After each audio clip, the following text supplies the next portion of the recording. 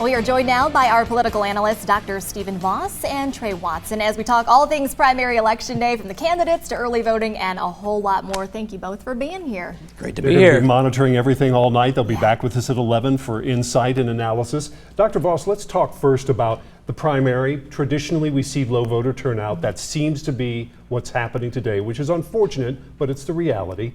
So how do people decide whether they're going to vote, who they're going to vote for in a primary, when we often have crowded fields? Right. In a sleepy election like this, you usually get two types of voters. The people who are really connected, the insiders, they know how they were voting, they either know the candidates or know them second, third hand, and then the people who feel it's their duty to vote, and they vote in most elections. They're usually trying to make snap judgments based on fairly limited information, the direct mail with a few keywords that gave them hints what sort of candidate was which jobs those people used to work before they ran for office. They're taking these shortcuts to try to make efficient decisions. You know, a lot of times I think you hear from voters that are like, well, I'll just wait until the general elections in the fall time to cast my ballot.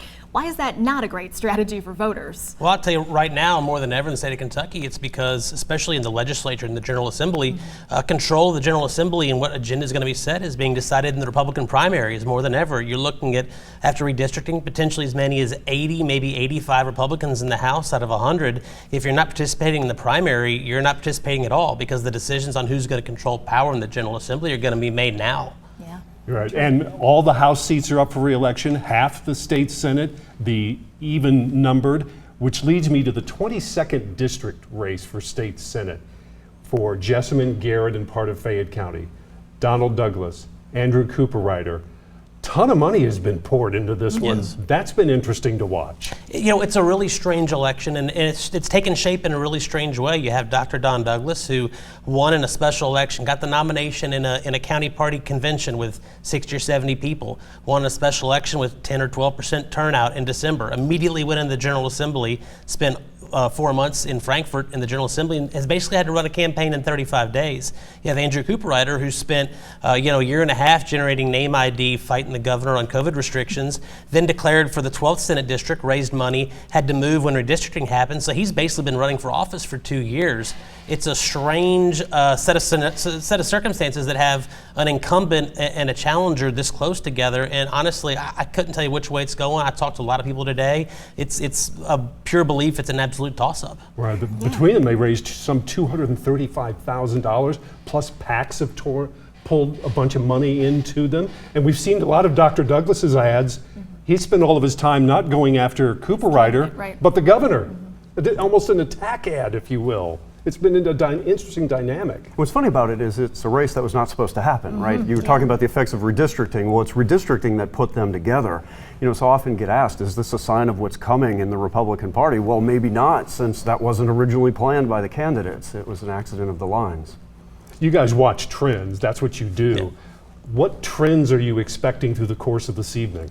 It's hard to tell. You know, we were talking about earlier, predicting turnout statewide is going to be very difficult because we've never voted in an election like this. We have the couple days of early voting.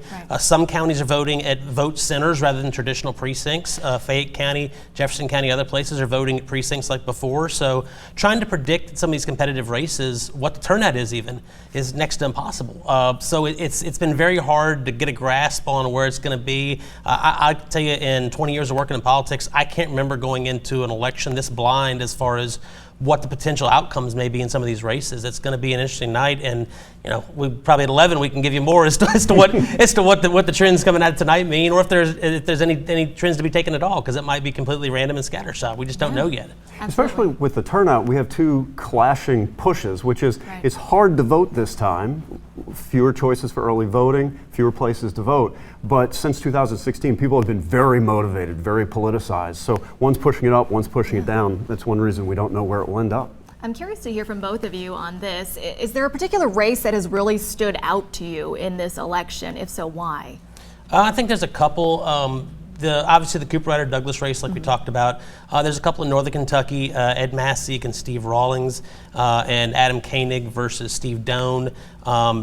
Just across Fayette County line over here in Mercer County, Kim King has been in a very competitive race with Tony Wheatley. There's some of these self-defined liberty candidates, and a lot of times they're being backed by one-issue groups. In some cases, it's people opposing the gas tax, it's people opposing restrictions on COVID, it's people for charter schools. It's been kind of a mishmash of single-issue groups helping make these races tighter, but those have been some of the interesting races to me that I've really been paying attention to through this cycle. And the Louisville mayor's race is also, I think, very interesting. It's taken on a national dynamic with Craig Greenberg and the attempt on his life. Absolutely, So I think that race also that seat doesn't come up open very often either. So Right. And that 3rd district congressional race, also which not Democrat open very often. is going to come out. Morgan McCarvey, Attica Scott. Who's going to be, the party's nominee? That will be interesting. Absolutely. Because it's been a long time. Because John Yarmouth has been there. Of course, he's retiring. It's been since 2006 that seat's been controlled by Yarmouth. So it's been a long time since somebody else has had a shot. I saw something interesting that we usually don't see in primaries. Hal Rogers running TV ads in a primary. Hal Rogers, the Republican from the 5th District down in Somerset, powerful, been there forever, right? Longest serving. Why is he running ads in a primary? Because he's got the money and you can never be too careful.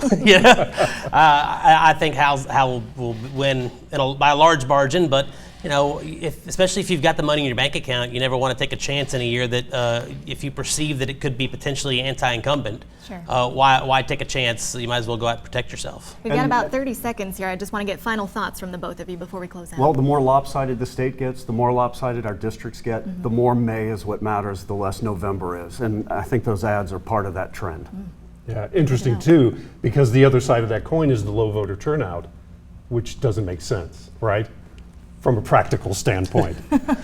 All right, well, both these men, Dr. Stephen Voss, Trey Watson, they're going to be all night. They're going to be watching the trends, and they'll be back at 11 to give you some insight in what all of this means as we look to see who advances to November. We'll also, of course, have the latest results for you as they come in throughout the night right here on air and also online at WTVQ.com. We'll be right back.